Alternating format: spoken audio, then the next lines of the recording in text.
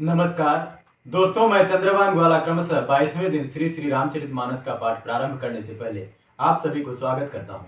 कृपया आप लोग वीडियो को पूरा देखें, लाइक करें, शेयर करें एवं कोई भी त्रुटि हो कृपया कमेंट में अवश्य बताएं। जो लोग पहली बार मेरे वीडियो को देख रहे हैं कृपया मेरा फेसबुक को फॉलो कर लें ताकि नियमित रूप से मेरा वीडियो आपको मिलता रहे। तो आइए दोस्तों, शुरू करते हैं आज का पाठ। रामायण तुलसी कृत कही कथा अनुसार, आसन लीजिए प्रेम युत आए पवन कुमार, सियावर रामचंद्र की जय। बरे अनुहारी बरातन भाई, हसी करई पर पुर जाई।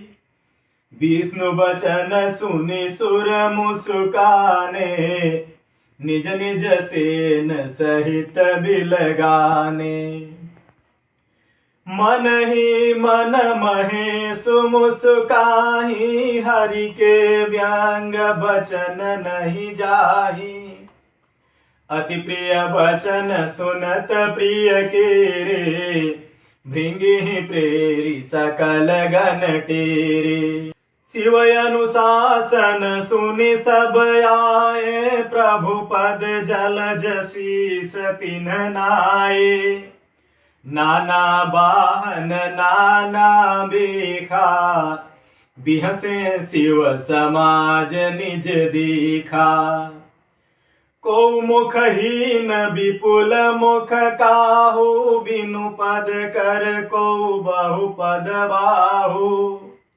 विपुल नयन को नयन बिहीना, रिष्ट पुष्ट को अति तन छीना। छीन को अति पीन पावन, को अपावन गति धरे।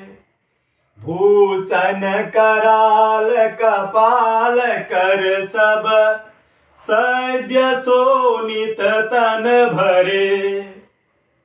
खर स्वान सुअर श्रीकाल मुख गण, बेसय गणित को गणय। बहुजिनिस प्रेत पिशाच जोगी, जमात वर्णत नहीं बने। नाचहि गावहि गीत, परम तरंगी भूत सब, देखत अति विपरीत। बोलहि बचन विचित्र विधि, सियावर रामचंद्र की जय। अर्थात, हे भाई, हम लोगों के यह बारात बर के योग्य नहीं है। क्या पराये नगर में जाकर हंसी कराओगे? विष्णु भगवान की बात सुनकर देवता मुस्कुराए और वे अपनी अपनी सेना सहित अलग हो गए। महादेव जी यह देखकर मन ही मन मुस्कुराते हैं कि विष्णु भगवान के व्यंग्य वचन दिल लगी नहीं छूटते। अपने प्यारे विष्णु भगवान के इन अति प्रिय वचनों को सुनकर शिव जी भृंगी को भेजकर अपने सब गणों को बुलवा लिया। शिव जी की आज्ञा सुनते ही सब चले आए और उन्होंने स्वामी के चरण कमलों में सिर नवाया। तरह तरह की सवारियां और तरह तरह के वेश वाले अपने समाज को देखकर शिव जी हंसे। कोई बिना मुख का है, किसी के बहुत से मुख हैं। कोई बिना हाथ पैर का है तो किसी के कोई हाथ पैर बहुत है। किसी के बहुत आंखें हैं तो किसी की एक भी आंख नहीं है। कोई बहुत मोटा ताजा है तो कोई बहुत दुबला पतला है। कोई बहुत दुबला पतला, कोई बहुत मोटा, कोई पवित्र और कोई अपवित्र वेश धारण किए हुए, भयंकर गहने हाथ में कपाल लिए और सब शरीर में ताजा खून लपेटे हुए गधे, कुत्ते, सुअर और सियार के उनके मुख हैं। गणों के अगणित वेशों को कौन गिने। बहुत प्रकार से प्रेत, पिशाच और जोगिनियों की जमाते हैं, उनका वर्णना करते नहीं बनता। भूत प्रेत नाचते और गाते हैं, वे सब बड़े मौजी हैं। देखने में बहुत ही बेढंगे जान पड़ते हैं और बड़े ही पवित्र ढंग से बोलते हैं। जस दुल्हा तस बनी बराता, कौतुक विविध हो ही मग जाता। यहाँ हिमाचल रचे बिताना, अति विचित्र नहीं जाई बखाना। शैल सकल जहाँ लगी जग माही, लघु विशाल नहीं बरनी सिराही। बन सागर सब नदी तलावा, हिमगिरी सब कहूँ नेवत पठावा। काम रूप सुंदर तनधारी, सहित समाज सहित बर नारी। गए सकल तुहि नाचल गेहा, गावहि मंगल सहित सनेहा। प्रथम ही गिरि बहु गृह संवराये, जथा जोग तह तह सब छाये। पुर शोभाय अवलोकि सुहाई, लागई लघु बिरंचिनि पुनाई। लघु लाग विधि की निपुणता, अवलोकि पुर शोभा सही। बन बाग कूप तड़ाग सरिता, सुभग सब सक को कही। मंगल विपुल तोरण पताका, केतु गृह गृह सोहहि। बनिता पुरुष सुंदर चतुर छवि, देखी मुनि मन मोहहि। जगदम्बा जह अवतरी, सोपुर बरनी की जाय।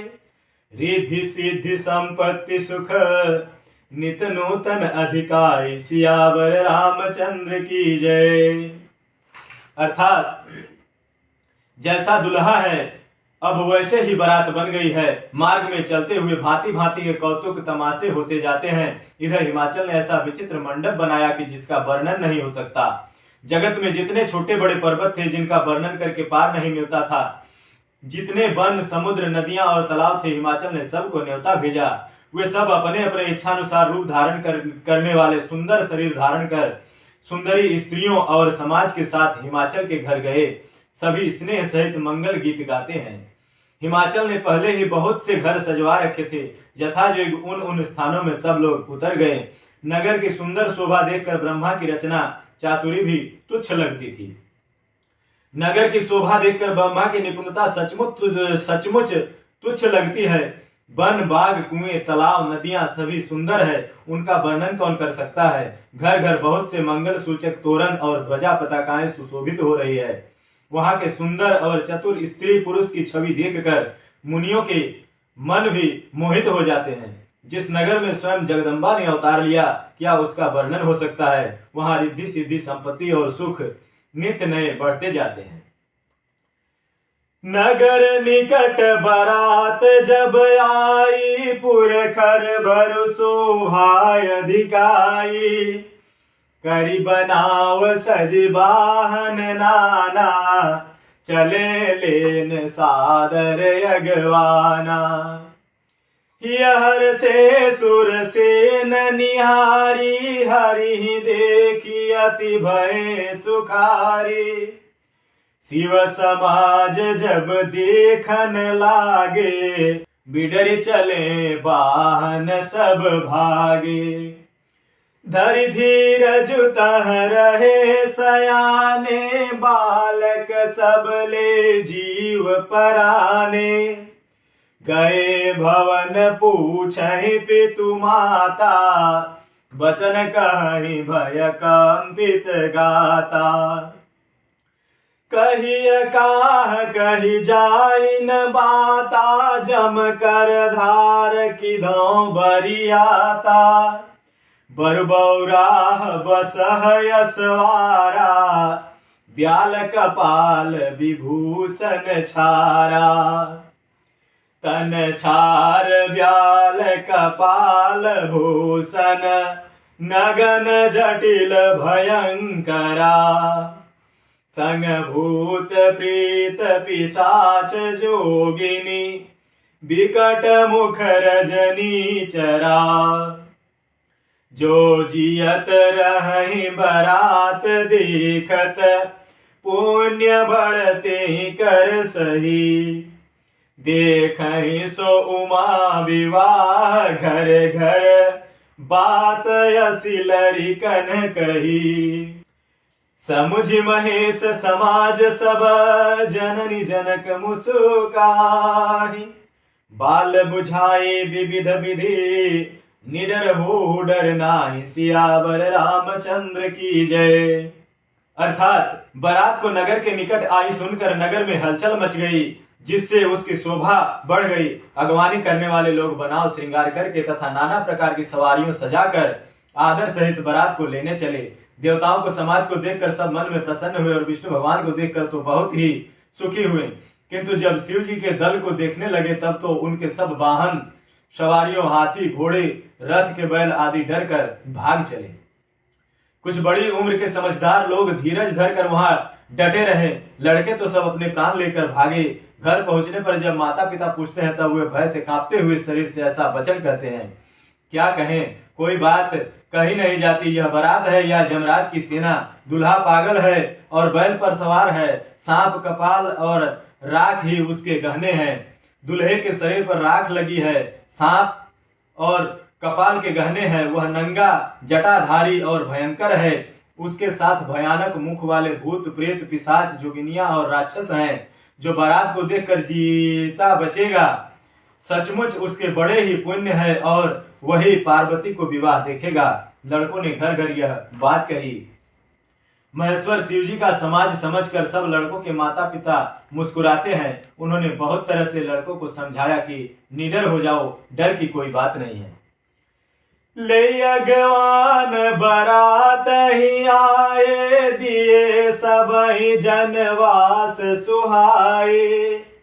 मैना शुभ आरती संवारी, संग सुमंगल गावही नारी।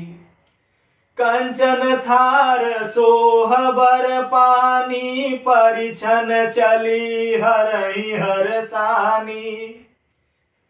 बिकट वेश जब रुद्र ही देखा, अवलन उर भय भयउ बिसेखा।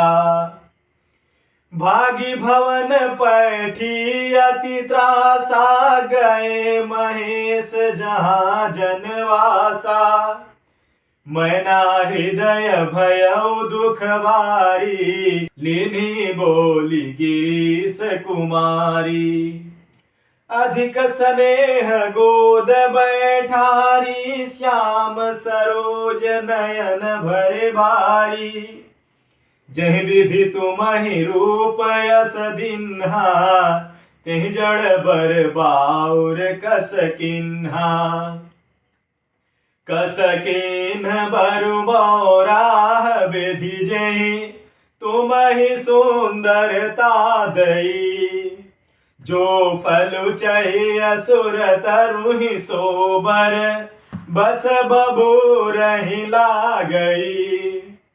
तुम सहित गिरते गिरऊं पावक, जरऊं जल निधि महु परऊं।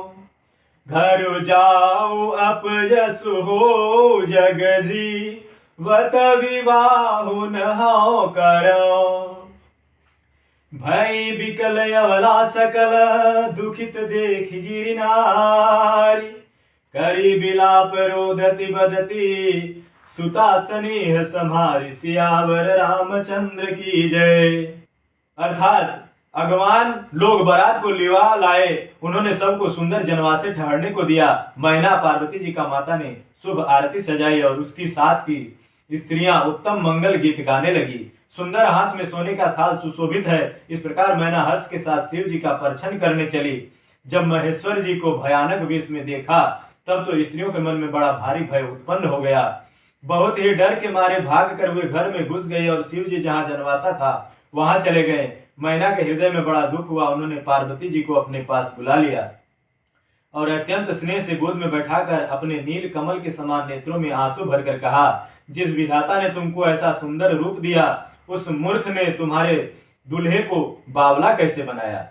जिस विधाता ने तुमको सुंदरता दी, उसने तुम्हारे लिए वर बावला कैसे बनाया। जो फल कल्प वृक्ष में लगाना चाहिए वह जबरदस्ती बबूल में लग रहा है। मैं तुम्हें लेकर पहाड़ से गिर पड़ूंगी, आग में जल जाऊंगी या समुद्र में कूद पड़ूंगी। चाहे घर उजड़ जाए और संसार भर में अपकीर्ति फैल जाए, पर जीते जी मैं इस बावले से तुम्हारा विवाह नहीं कर सकूंगी। हिमाचल के स्त्री मैना को दुखी देखकर सारी स्त्रियां व्याकुल हो गई। मैना अपनी कन्या के स्नेह को याद करके विलाप करती, रोती और कहती थी, आज कथा इतने भई सुनहु वीर हनुमान, राम लखन सीता सहित सदा करहु कल्याण। महावीर तुम जातु हो विनय करो कर जोरी, राम राज दरबार में सुरति करावहु मोर, सियावर रामचंद्र की जय।